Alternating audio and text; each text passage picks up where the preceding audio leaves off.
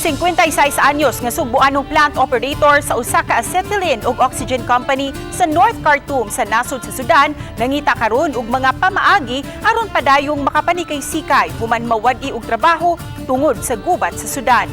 Niyang report. Nabantayan na ni Lioli Altar, taga Upper Labugon, Dakbayan sa Mandawi nga daw dili na mabira ang tuon niyang tiil samtang naglakaw nitong Abril 7. Apan pagka Abril 15, miulbo ang gubat sa Sudan. Ini ala yung tugpada yung misil semua delikado kayo. Yang among view area. Kan bagyod nga mubuto ba.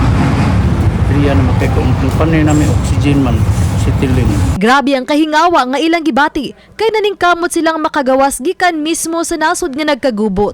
Gipa-estime sa hotel 2 nights and 2 days. Yang betul nga pag kuman na to gitagan mi tuan di dalan. Ya, kuman sa 2 nights and 2 days palargal mi paingon sa Pilipinas sa Manila. Sa pagkakaron, gikay niyang iyang application sa Balik Pinas, Balik Hanap Buhay Program ubos sa Overseas Workers Welfare Administration aron makadawat og hinabang pinansyal sa ahensya. Kung unsa man kadako sa kantidad nga iyang madawat, gamiton niya sa pagsugod sa gamayng negosyo. Mana ni submit din ako sa uwa. Sila na yung process ani. Nya kung unsay ilang katag nako, mo na yung dawat. 13 katuig na narbaho si Altar is plant operator sa nasod sa Sudan. Dagko ng unom niya ka mga anak. Uban ni Rod Prado Clans Gabutin, Femery Dumabok. Balitang Bisdak.